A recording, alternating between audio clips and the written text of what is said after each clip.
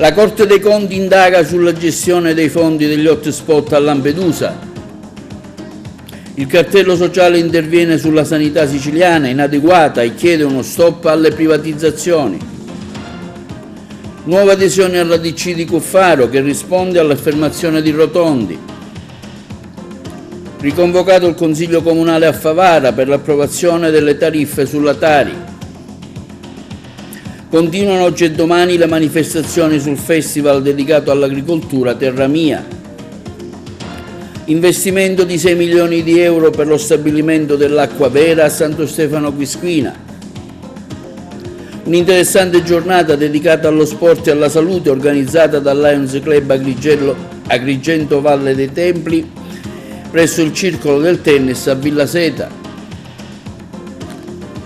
Il Licata Calcio impegnato per la prima partita dei playoff all'Ocri, la Fortitudo in trasferta a Cremona per ambire alla promozione.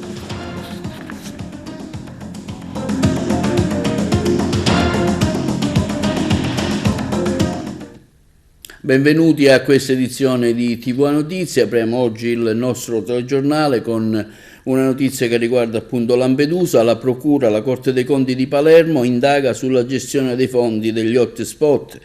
Per l'onorevole Carmelo Pace, girone infernale, bisogna intervenire subito. Il servizio di Margherita Trupiano. La gestione dello spot di Lampedusa è poco chiara e per questo pendono indagini a Trapani, alla Procura di Bari e a quella di Agrigento, a cui si aggiunge adesso la Procura della Corte dei Conti di Palermo. Entro la fine del mese sarà il procuratore Pino Zingale a recarsi nella più grande delle Pelagie per rendersi conto di persona della situazione. Intanto sono già al vaglio degli inquirenti le documentazioni comprovanti gli affidamenti che nel tempo la struttura ha avuto per la sua gestione da parte di varie associazioni che hanno gestito una grande quantità di denaro occorrente per il funzionamento della struttura che è diventata la porta di approdo di quanti fuggono dall'Africa e da altri paesi che si affacciano nel Mediterraneo. Per la magistratura è possibile dunque che milioni di euro pervenuti per il funzionamento dell'hotspot non siano stati gestiti in maniera perfettamente trasparente. Intanto sul tema interviene il deputato regionale della DC Carmelo Pace che afferma l'hotspot di Lampedusa è un girone infernale, queste persone non possono stare qui, si deve trovare una soluzione. In struttura ci sono al momento 700 migranti, ma le condizioni sono disumane. Pace è anche vicepresidente della Commissione Sanità dell'Assemblea regionale siciliana e afferma questo al termine della visita nella struttura che ha consentito alla stessa commissione, presieduta da Giuseppe Laccoto, di riunirsi a Lampedusa proprio con la finalità di avere contezza di come vivessero all'interno del centro di prima accoglienza i migranti e di fare il punto sulla situazione del poliambulatorio che serve, ricordiamo, un'utenza di circa 6.000 persone e che prossimamente dovrebbe essere dotato di TAC. Sanità siciliana inadeguata, il cartello sociale dice stop alle privatizzazioni. Sentiamo Margherita Trupiano. Una sanità che funzioni è un diritto inalienabile dei cittadini, direttamente collegato a quello alla salute. La sanità al sud non è cosa nuova, purtroppo non funziona nonostante l'impegno indefesso di medici e operatori che a costo di turni estenuanti e responsabilità di non poco conto cercano con tutti i mezzi di venire incontro ai pazienti, ma il taglio indiscriminato di fondi e l'assenza di ricambio generazionale non consentono alcun buon funzionamento, ma c'è altro su cui riflettere relativamente al via dato dall'assessore alla salute al percorso per le stabilizzazioni del personale Covid nel servizio sanitario regionale.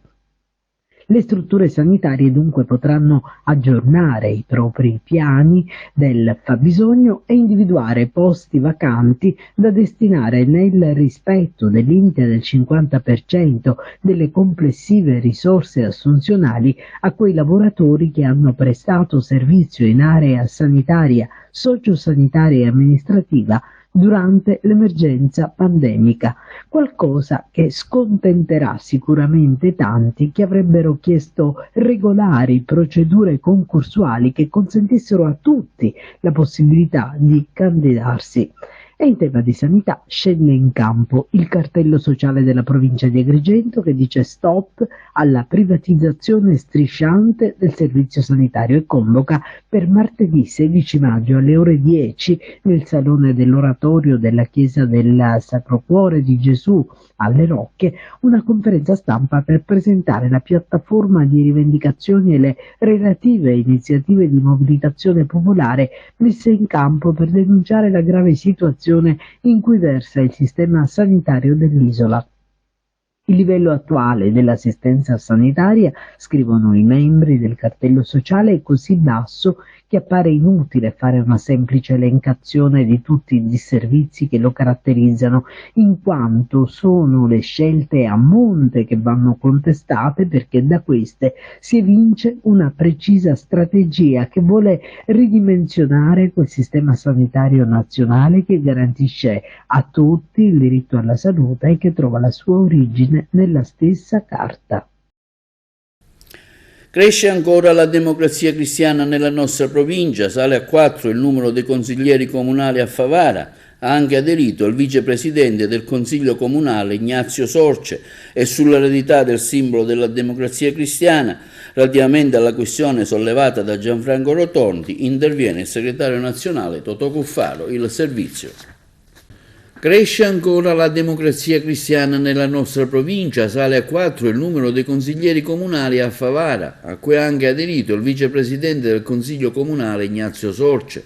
Soddisfazione viene espressa per tale adesione da Carmelo Pace, deputato regionale della DC, e da Antonietta Vita, commissaria cittadina del partito di Cuffaro, che afferma: conosciamo il suo impegno e siamo sicuri che insieme agli altri consiglieri comunali, Rino Castronovo, Marianna Zambito, Salvatore Fanara, sarà possibile portare iniziative utili alla città di Favara. Intanto Giuseppe Migliara, Marinella Notonica di Raffadali e Caterina Gallo, commissario ad Aragona, Giusy Bavetta, consigliere comunale di Santa Margherita del Belice, sono stati eletti consiglieri nazionali nel corso del 20° congresso che si è tenuto a Roma lo scorso 7 maggio. Migliara, dirigente della Democrazia Cristiana dal 2020, in questi anni ha contribuito intensamente alla crescita del partito. E sull'eredità del simbolo della Democrazia Cristiana, questione sollevata da Gianfranco Rotondi, interviene il segretario nazionale Salvatore Cuffaro. Io voglio ricucire con tutti, ma soprattutto vogliamo parlare con le persone che vogliono votare Democrazia Cristiana. La Democrazia Cristiana non ha un padrone, non può avere dei possessori perché qualcuno pensa di possederla. La Democrazia Cristiana è innanzitutto degli elettori e può essere degli elettori se c'è qualcuno che lavora perché lo scudo crociato della Democrazia Cristiana possano tornare nelle liste. Noi l'abbiamo fatto. La gente lo ha riconosciuto e l'ha votato. Quando il mio amico Gianfranco Rotondi presenterà la lista della Democrazia Cristiana, io sarò per il primo a essere contento insieme a lui. Non c'è divisione su un possedimento virtuale, c'è soltanto condivisione di idee e di lavoro. Benvengano tutti quelli che vogliono fare questo. Elezioni comunali il prossimo 28 e 29 maggio, vediamo dove si vota. Mancano circa 2 settimane al voto del 28 e 29 maggio che vedrà anche in provincia di Agrigento il rinnovo delle amministrazioni di 14 comuni. Si voterà con il sistema proporzionale a Licata, mentre il maggioritario a Burgio, Calamonaci, Castrofilippo, Cianciana, Grotte, Ioppolo Giancaxio, Lucca Sicula, Menfi, Ravanusa, Sambuca di Sicilia, San Giovanni Gemini, Sant'Angelo Muxaro e Santo Stefano di Quisquina. Si tratta di una tornata elettorale molto importante per 129 comuni isolani, lo afferma l'assessore regionale al ramo Messina. I cittadini chiamati alle urne, dice, saranno infatti 1/3 della popolazione siciliana. Questa volta le giornate in cui si voterà, dice, saranno 2 per via del recepimento della normativa nazionale. La scelta è ricaduta sul 28 e il 29 maggio perché Da un lato abbiamo voluto tenere conto del calendario scolastico senza quindi penalizzare eccessivamente l'attività didattica, dice l'assessore, e dall'altro abbiamo evitato di sovrapporre la tornata elettorale a celebrazioni nazionali e religiose. L'eventuale turno di ballottaggio si terrà l'11 e il 12 giugno. Riconvocato il Consiglio Comunale di Favara, l'argomento principale dell'ordine del giorno è l'approvazione sulle tariffe etarie. Sentiamo l'opinione del consigliere Pasquale Cucchiara al microfono di Giuseppe Moscato. Torna a riunirsi il Consiglio Comunale di Favara. L'argomento principale inserito all'ordine del giorno dalla Presidente Miriam Mignemi è la determinazione delle tariffe etarie, la tassa sui rifiuti per l'anno 2023. Un argomento che il Consiglio Comunale nella precedente seduta aveva liquidato negativamente, ovvero era stato bocciato dall'opposizione che in Consiglio Comunale ha la maggioranza numerica. Non sono servite a niente le argomentazioni proposte dal sindaco Antonio Palumbo e dalla sua amministrazione, ma anche quelle tecniche esplicitate dalla dirigente Giuseppina Chianetta e quelle burocratiche avanzate dalla segretaria che ha detto che questo argomento è obbligatorio, è una parte integrante di quella che è l'amministrazione finanziaria del comune. Ma i consiglieri di opposizione fermamente hanno detto no, bocciando il punto che adesso viene riproposto in quanto c'è tempo fino al 31 maggio per questa approvazione che, come dice la segretaria, è un atto dovuto. Sull'argomento sentiamo la valutazione del consigliere di maggioranza Pasquale Cucchiara. Le tariffe etarie 2023 saranno oggetto di discussione nel prossimo Consiglio Comunale. Un Consiglio Comunale che comunque appare abbastanza scontato, dato che l'opposizione ha già confermato sia in commissione consiliare sia insomma negli organi preposti che comunque è determinata a bocciare nuovamente le tariffe. Un comportamento certamente irresponsabile da parte dei miei colleghi, perché si tratta di un atto dovuto, si tratta di un adeguamento che comunque accomuna tutti i paesi della provincia di Agrigento. Tra l'altro si configura anche la possibilità di un tandem reale, in quanto la Corte dei Conti parla chiaro: o gli adeguamenti si spalmano sui cittadini o deve essere il comune a pagare appunto questo adeguamento. L'argomentazione principale dei consiglieri d'opposizione è quella di non voler votare un aumento che va a pesare sulle tasche dei cittadini. Ma ci mancherebbe, anche noi non vogliamo votare nessun aumento per i cittadini, però purtroppo bisogna fare i conti con la realtà e infatti nessun consigliere comunale ad oggi è riuscito a spiegarmi, sia in consiglio comunale sia in commissione, di quale aumento si tratta. L'amministrazione non ha provveduto ad esempio ad inserire nuove unità, ad inserire nuovi servizi. Quindi non è un aumento, ma è semplicemente un adeguamento dato dai costi maggiori della discarica, dato dalla benzina che sale, dato dall'elettricità che appunto tocca cime veramente insopportabili. Se, come dicevi tu, l'opposizione è ancora motivata a dire il proprio no, che cosa succederà? Succederà che la dirigente proporrà queste tariffe fino all'ultimo giorno utile. L'ultimo giorno utile è il 31 maggio del 2023, quindi se venisse bocciata nuovamente le tariffe etarie saranno riproposte a fine maggio. In caso di bocciatura verranno riproposte le tariffe del 2022, però ricordo che i consiglieri d'opposizione hanno voluto anche modificare il regolamento sulle seconde case e quindi anche in questo caso ci saranno delle tariffe sbagliate in relazione alle nuove regolamenti. Continua a Ribera il Festival dell'Agricoltura Terra Mia, tante le iniziative previste tra oggi e domani. Il servizio. Continua il Festival dell'Agricoltura a Ribera Terra Mia, l'iniziativa che ha visto massiccia la partecipazione il giorno dell'inaugurazione. Tra gli appuntamenti di oggi anche un convegno sull'agricoltura nell'era del digitale, in collaborazione con l'Università di Palermo e l'Istituto Vitrano di Sciacca. Nel pomeriggio anche la presentazione e la discussione sul libro sullo zar Olivatino, L'uomo, il giudice e il credente di Roberto Mistretta. In serata quindi l'esibizione musicale a cura della fanfara dei bersaglieri del Peronitano. Nella giornata di domani domenica, tra i vari approfondimenti inclusi, parlerà di pistacchio, una vecchia coltura del reddito elevato, con la partecipazione del Consorzio Pistacchio Doppi di Raffadali, per concludere l'esibizione con i musicisti del Conservatorio Toscanini di Ribera, oltre ovviamente all'enogastronomia, villaggio sempre aperto. Soddisfazione è stata espressa dagli organizzatori per come sta andando la manifestazione. È un evento su cui stiamo puntando e spendendo tutte le nostre migliori risorse per riportare Ribera al centro di quello che è l'eccellenza siciliana che noi produciamo, che è l'arancia di Ribera, e tutta l'agricoltura che ci sta intorno. Questa fiera ha un suo storico ricordo nella mente di tutti i riberesi, è il secondo anno che stiamo cercando di riproporla, sempre meglio, sempre più in grande, sia nell'offerta agricola e tutto ciò che riguarda appunto il mercato dell'agricoltura, ma soprattutto è anche per quanto riguarda uno sviluppo turistico-culturale che può partire con l'occasione di questa manifestazione fieristica e coinvolgere tantissime altre eccellenze del nostro territorio, quelle bellezze naturalistiche ma anche le novità come il Conservatorio Arturo Toscanini, che sforna e produce talenti musicali di cui andiamo orgogliosi e su cui speriamo che la città possa contare per un suo futuro sviluppo. La gente ha ben risposto, almeno da quello che stiamo vedendo? Sì, la gente ha partecipato subito al taglio del nastro, evidentemente c'è anche voglia di spensieratezza di questi eventi così che permettono di incontrarsi in un giardino che è uno dei più belli della provincia di Agrigento, è un patrimonio anche storico-culturale, sia per le bellezze naturalistiche, per i giardini all'italiana e all'inglese, che accoglie le persone, i riberesi, nelle belle giornate, soprattutto primaverili ed estive. Come ben ha detto, anche quest'anno l'amministrazione Rupolo si è contraddistinta per il fatto di aver ripreso una manifestazione terra mia che non si faceva da tantissimi anni.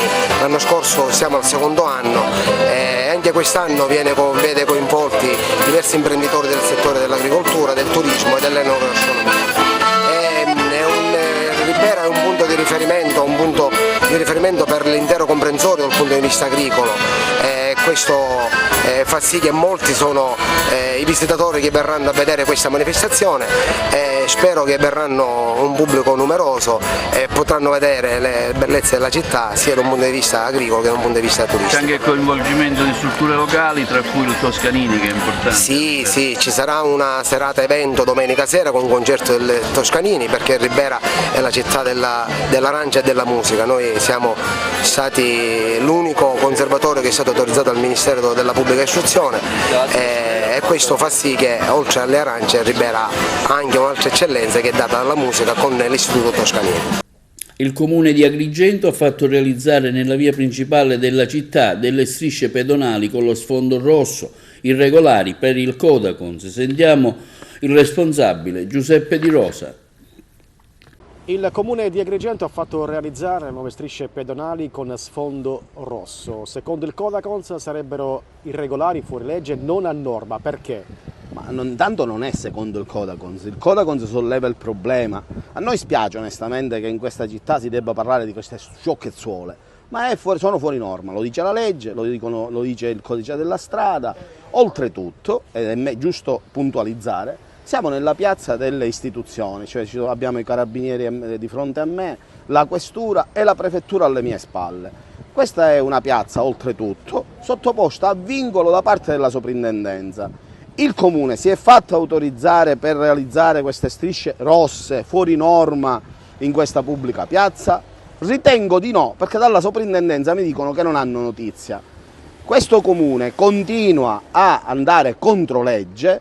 La prefettura e il prefetto in uscita ne sa qualcosa, non gli ha mai assolutamente contestato nulla, dal caso SUV al caso concorsi falsi e tanto altro ancora. Oggi dimostra ancora una volta questo comune di non rispettare le leggi, non è un comune che mostra al cittadino come ci si deve comportare ed è assolutamente un comune fuori dal normale. Noi non abbiamo detto o denunciato un caso nostro, noi abbiamo detto c'è una legge, va rispettata, abbiamo esposto anche una sentenza della Corte dei Conti che parla di questo e condanna il dirigente di quel comune. Abbiamo visto che anche televisioni nazionali si sono occupate del problema, ma ripeto, sono sciocchezzuole, perché questo comune non può continuare a essere amministrato in questo modo. Non è con la fascia tricolore che si va nei luoghi delle istituzioni a fare un'inaugurazione oggi e un'inaugurazione domani. Questo comune ha bisogno di una mente che vada all'interno del comune e vada ad amministrare questo comune come un buon padre di famiglia, non andando contro legge. Cosa chiedete? Abbiamo chiesto più volte di sapere dalle istituzioni se c'è una circolare, se c'è una deroga per il comune di Agrigento, perché potrebbe anche esserci. Il comune di Agrigento viene derogato perché tanti dicono ma a Milano ci sono pure, sono fuori norma. Noi vogliamo sapere se accade un incidente, l'assicurazione ti paga?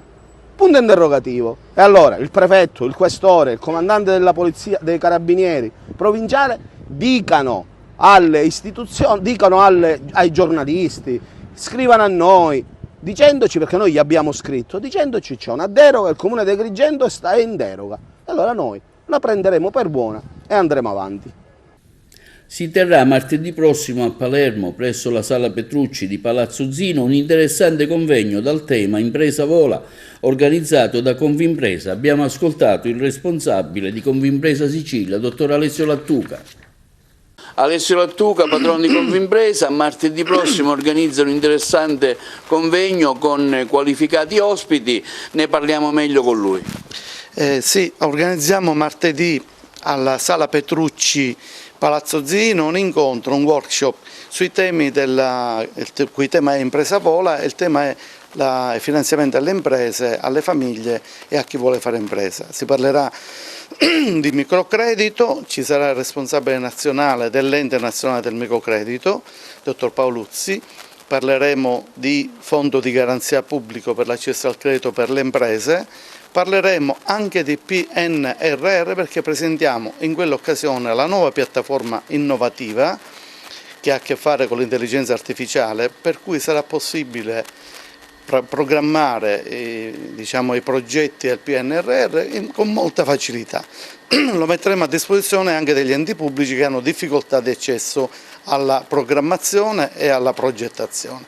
Ma al di là di tutto questo il vero problema, quello centrale, è l'accesso al credito per chi vuole fare impresa, per cui il microcredito unitamente all'importo minore che gestiamo col Consorzio di Garanzia Affidi è un'opportunità per chi vuole fare davvero impresa, un'opportunità anche occupazionale perché si tratta davvero di politiche attive del lavoro, quindi un'occasione per mettere insieme professionalità, persone che sono in grado di assistere famiglie, imprese e professionisti e i giovani, le persone che sono interessate a dare una svolta alla propria vita o migliorare la qualità del credito delle aziende già esistenti. Per l'economia siciliana l'acqua minerale vera è la prima imbottigliata dalla sorgente di Santo Stefano Quisquina alla grande distribuzione, uno stabilimento in provincia con 450 milioni di bottiglie prodotte e 6 milioni di investimento fatto dalla famiglia Quagliolo. Sentiamo il presidente Fabrizio Quagliolo. Sapere che è l'unico marchio di rinomanza nazionale, quindi distribuito su tutto il territorio nazionale, che ha un sito produttivo in Sicilia. Questo sito produttivo fino a prima di questo impianto produceva soltanto il 2 litri e lo produceva con una tecnologia non di ultima generazione. Con questo nuovo impianto noi produrremo anche il mezzo litro, quindi con una possibilità di fornire il mercato siciliano in termini economici, perché risparmiamo il trasporto. Prima arrivava da Castrocelo, che è in provincia di Frosinone, e anche per poter essere più veloci nel soddisfare le richieste dei clienti.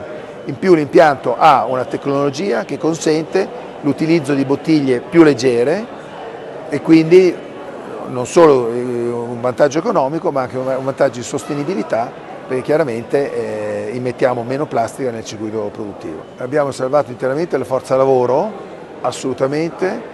È uno dei nostri obiettivi principali, le persone per noi sono la base, le fondamenta delle nostre aziende e quindi ci sono tutti, anzi penso che stiamo anche aumentando la forza lavoro perché chiaramente aumentano i volumi, aumenta la produzione e quindi c'è bisogno anche di aumentare la forza lavoro.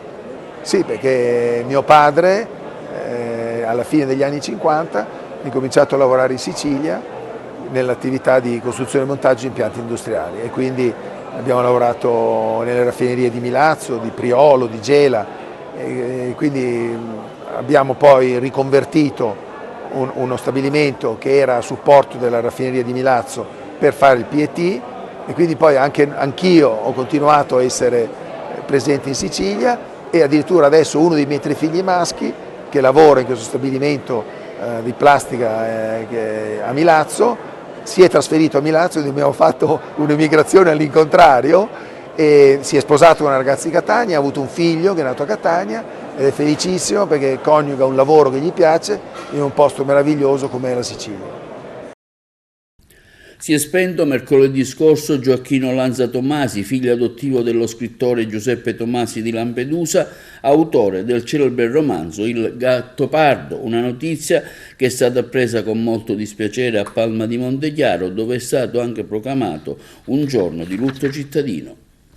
Si è spento nella serata di mercoledì scorso, all'età di 89 anni, il musicologo italiano e esperto di teatro d'opera del melodramma Gioacchino Lanza Tomasi. Nato a Roma nel 1934, era siciliano in tutto e per tutto, estremamente legato alla Sicilia, sia per le sue origini che per essere stato nominato dal ministro Franceschini nel 2014 sovrintendente dell'Inda di Siracusa. Ma Gioacchino Lanza era anche figlio adottivo dello scrittore Giuseppe Tomasi di Lampedusa, autore del celebre romanzo Il Gattopardo, e per questo portava il doppio cognome. È stato professore ordinario di storia della musica dell'Università degli Studi di Palermo e direttore dell'Istituto di Cultura Italiano di New York, oltre che sovrintendente del Teatro San Carlo di Napoli. Persona nota e apprezzata nella sua lunga carriera, è stato componente della Commissione Musica della Biennale di Venezia, direttore artistico dell'Opera di Roma, del Teatro Comunale di Bologna, consulente del Teatro Massimo di Palermo e del Teatro Comunale Vittorio Emanuele di Messina, ma anche direttore artistico del Festival Verdi, dell'Istituto di Cultura Italiana a New York, solo per nominare alcuni dei suoi prestigiosi incarichi. E a San Fratello, in provincia di Messina, una grossa frana ha interessato alcune abitazioni e automobili nella mattinata di ieri. Il distacco è avvenuto dal costone roccioso nella zona nord del paese dei Nebrodi e per precauzione i vigili del fuoco hanno fatto evacuare le case vicino al dissesto. C'è il servizio. Se fosse successo 2 giorni fa per la festa dei Tre Santi sicuramente avrebbe pianto qualcuno. Paura ieri mattina a San Fratello, una tragedia è stata sfiorata lungo la via Normanni. Intorno alle ore 12 alcuni grossi massi si sono staccati dal costone roccioso che sovrasta il centro abitato, finendo sulla carreggiata. Una ragazza, hanno riferito alcuni passanti, ha rischiato di essere travolta. I massi hanno raggiunto alcune abitazioni e schiacciato un'autovettura in sosta. Un forte boato è stato avvertito dai residenti che sono usciti dalle loro abitazioni e hanno notato il vasto movimento franoso. La strada è stata completamente ostruita dai grossi massi e adesso bisognerà mettere in sicurezza l'intera area. Allo stato attuale, riferiscono i vigili del fuoco, non risultano persone coinvolte. Immediatamente sono partiti per raggiungere San Fratello la squadra del distaccamento di Sant'Agata di Militello, di Patti e 2 funzionari del comando di Messina. È stato richiesto inoltre l'intervento del nucleo elicotteri di Catania, sul posto anche i carabinieri e i componenti dell'amministrazione comunale. Precauzionalmente è stata disposta l'evacuazione di alcune case ubicate nelle vicinanze della frana in questione. Già in passato si sono verificati episodi simili nel comune di San Fratello. Fortunatamente anche questa volta non ci sono state vittime. La situazione però resta molto critica. Circa le 11:30 potevano essere. Sì, abbiamo sentito un boato che non abbiamo capito veramente di che cosa si trattasse. Era come il terremoto. È stato come un terremoto. Ad un certo punto è andata via la luce e poi è ritornata. Però quando noi siamo usciti fuori per andare a vedere quello che era successo abbiamo visto il disastro. Il crollo che si è verificato questa mattina è un crollo di dimensioni importanti, ha interrotto una viabilità provinciale. Fortunatamente non ci sono stati danni per le persone, le abitazioni non sono state direttamente coinvolte, ma sono state oggetto di allontanamento della popolazione per precauzione. Adesso si sta procedendo facendo una rilevazione della parete, si faranno i rilievi con i droni per capire quali sono le zone ancora a rischio crollo e una volta messo in sicurezza il costone, si potrà procedere alla rimozione di tutti i materiali che sono arrivati giù e a ripristinare la viabilità. È un evento calamitoso che solo per coincidenza non ha verificato danni alle persone, i danni alle cose sono quelli che tutti noi oggi abbiamo visto con i nostri occhi. È fondamentale che la Regione intervenga immediatamente attraverso degli interventi in somma urgenza, anzitutto per comprendere qual è la reale situazione della roccia e comprendere quali potranno essere le successive, i successivi smottamenti o i successivi eventi per quanto riguarda lo stato della roccia. Quel che è fondamentale è mettere prima in sicurezza le persone e poi cercare di limitare i disagi alla popolazione attraverso il ripristino della normale viabilità e anche, una cosa particolarmente importante, cercare di far tornare le persone a casa. La terza direzione, viabilità metropolitana, servizio manutenzione, viabilità zona omogenea nei Brodi della città metropolitana di Messina, ha avviato le procedure straordinarie con l'individuazione della ditta che si occuperà delle operazioni di messa in sicurezza del versante roccioso prospiciente alla strada provinciale 163D in via dei Normanni nel comune di San Fratello. Previsto l'impiego dei rocciatori per effettuare l'esplorazione dettagliata del fronte della frana con eventuale disgaggio dei massi pericolanti in prossimo distacco e la rimozione del materiale presente sull'arteria stradale. Sull'arteria stradale interessata dal movimento franoso attualmente vige il divieto di transito e la stessa è presidiata dalla Polizia Metropolitana congiuntamente al Corpo Forestale e alla Polizia Locale. La viabilità alternativa è costituita dalla strada statale 289, percorribile a senso unico alternato, regolamentato da impianto semaforico. Le disposizioni relative alle operazioni saranno impartite dal direttore dei lavori, ingegnere Antonino Sciutteri, dal direttore operativo geometra Antonio Savio e dall'ispettore di cantiere geometra Ferdinando Pulella. E ora la linea alla regia per gli spot pubblicitari. E l'imprenditore catanese Angelo Di Martino è il nuovo presidente di Confindustria Catania. A eleggerlo ieri è stata l'assemblea generale dell'associazione. C'è l'intervista al presidente.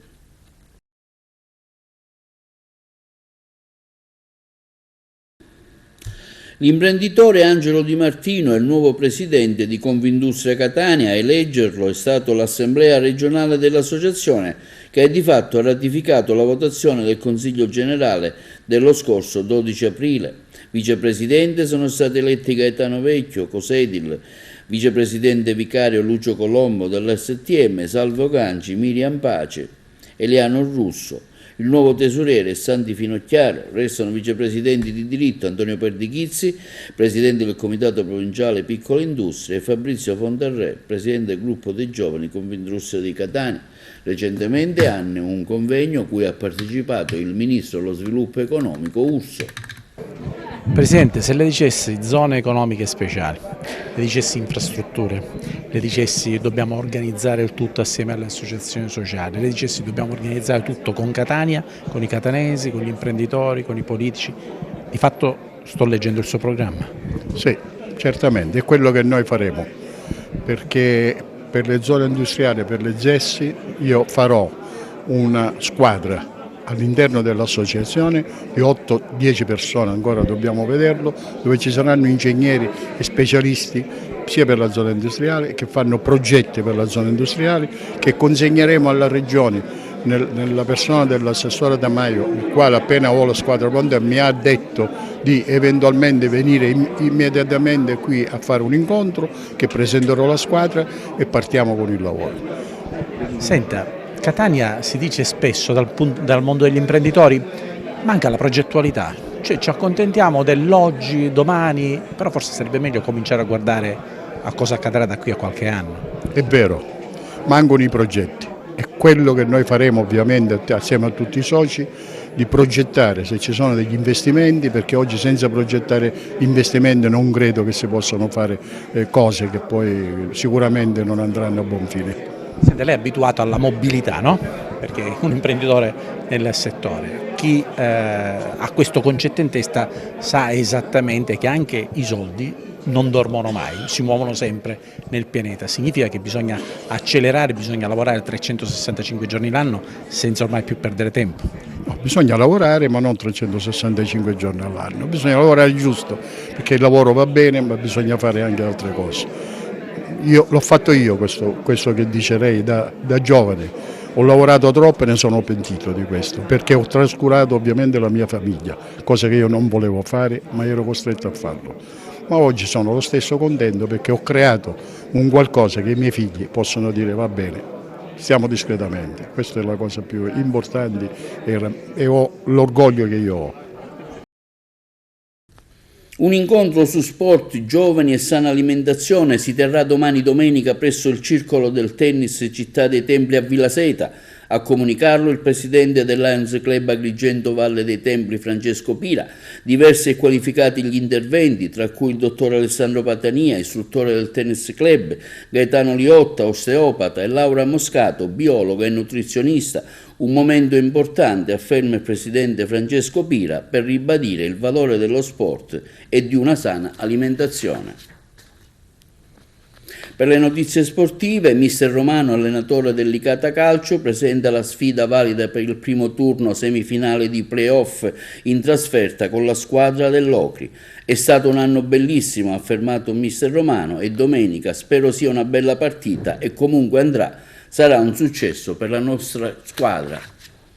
Siamo contenti di andare a disputare questi play-off. È stato un anno bellissimo dove cercavamo, dopo il primo obiettivo della salvezza, regalarci ancora qualcosa di più importante. Ce lo siamo regalati conquistando i play-off. Domenica andiamo a giocare questo play-off all'Ocri. Sappiamo di incontrare una buona squadra, una squadra che durante questa stagione ha fatto qualcosa di importante, arrivando anche al secondo posto in classifica.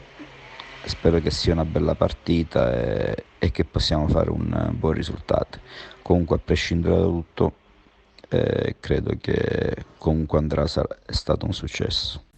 E anche la Fortitudo Agrigento fa sul serio e si presenta con una gara con la quotatissima Vanoli Cremona fuori casa, nella speranza di continuare con una bella vittoria il cammino verso i play-off per accedere alla serie superiore.